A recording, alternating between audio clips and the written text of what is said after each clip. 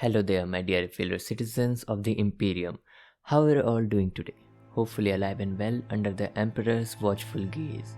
Because let's face it, surviving in the grim darkness of the 41st millennia is no small feat. Today, we are diving into the fascinating and dare I say, heroic world of Astra Militarum, or some of us like to call them the Imperial Guard. Now I know what you're thinking. It's just a bunch of humans with las guns, right? No, my dear friends, the Astra Militarum is so much more than that. They are the backbone of the Imperium, the hammer of the Emperor, and trust me, their story is one of grit, sacrifice, and sheer human willpower. So without wasting any more time, let's dive into today's epic video. Who are the Astra Militarum? Let's start with the basics. The Astra Militarum is the largest and most diverse fighting force in the galaxy. Imagine billions, yes, billions of soldiers, each hailing from vastly different worlds, all united under one banner to defend the Imperium of man. Unlike the superhuman space marines or the mysterious Grey Knights, the Astra Militarum is made up of regular humans. That's right, ordinary people who rise to extraordinary challenges. People like you and me. Well, if you can survive the front lines armed with nothing more than a las gun, a flak jacket, and the Emperor's blessings. Their job?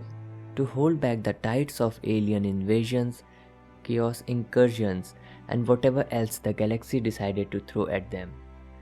They are the front lines of defense and often the last, fighting for every inch of ground, knowing full well they may never see home again. So, in the last poll, I asked you all to give me some suggestion about whom I should talk in this video. Most of the people wanted me to talk about the Death Corp of Cre, so I'll start with them first. The Death Corp of Cre.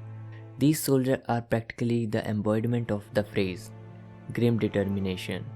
Born on the radiation-soaked hellscape of Cre, these troops are raised with a singular purpose, to atone for their world's rebellion against the Emperor centuries ago. Their philosophy is simple. Life is a currency, and they are more than willing to spend it. Greek soldiers will march into the heart of the enemy, bayonets fixed, completely unfazed by the thought of death. They are master of siege warfare, digging trenches and laying down relentless artillery fire until nothing is left of the enemy but rubble and ash. These stoic warriors are a tragic reminder of what loyalty to the Emperor can demand. Yet their unyielding dedication has turned the tide of countless battles. The Kachan jungle fighters.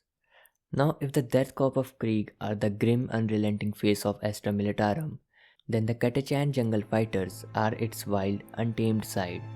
Hailing from the death world of Kachan, these warriors are more like survivalists on steroids.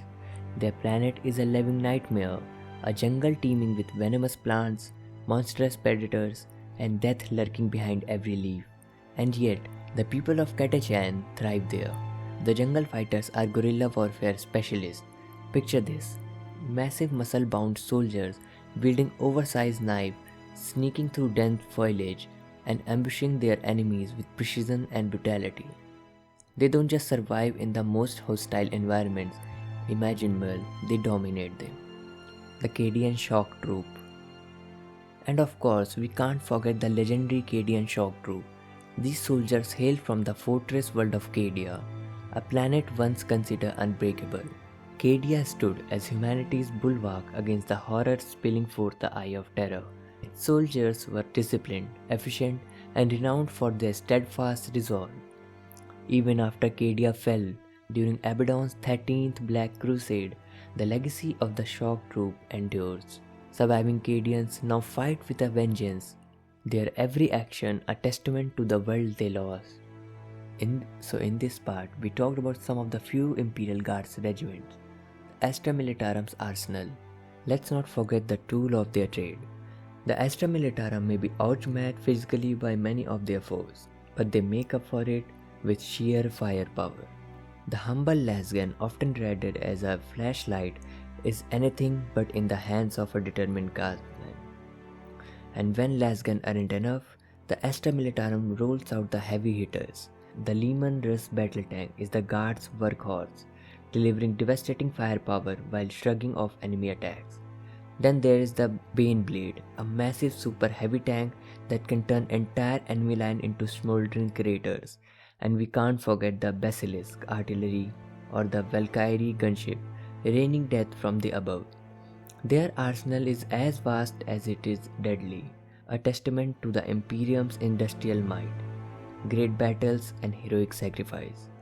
The Astra Militarum has been at the heart of some of the most iconic battles in the Warhammer history. From the brutal defense of Armageddon to the unrelenting grind of the Sabbath World's Crusade, their stories are the stuff of legend, but perhaps none are as prominent as the fall of Cadia. Facing the full might of Abaddon's force, the guardsmen of Cadia held the line against impossible odds. Their planet may have fallen, but their defense remains as enduring symbol of humanity's resilience. Why they matter? The Astra Militarum isn't about flashy heroes or miraculous victories. It's about ordinary men and women doing extraordinary things. They remind us that in the grim darkness of our future, hope isn't a weapon wielded by gods or demigods. It's carried in the hearts of humanity. And that, my dear viewers, is the story of Astra Militarum, the hammer of the Emperor. But before we wrap up, I want to take a moment to ask you something important. What do you think of this video? Did you enjoy learning about the different regiments of the Astra Militarum, from the grim Death Corp of Cre to the wild Kachan jungle fighters and the disciplined Kadian shock troops? Let me know in the comments which regiment you love the most and why.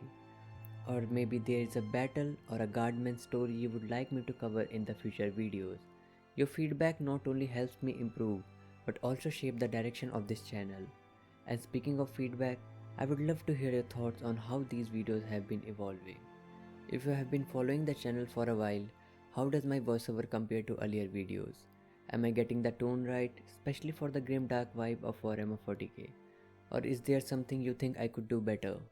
I'm constantly experimenting to bring you the best content possible, and your input really helps, whether it's suggestion for pacing, narration, or even the topics you would like to see next. I want this channel to feel like a community where your voice matters. If you are enjoying the content and the improvements so far, a small gesture like hitting the like button or sharing this video goes a long way.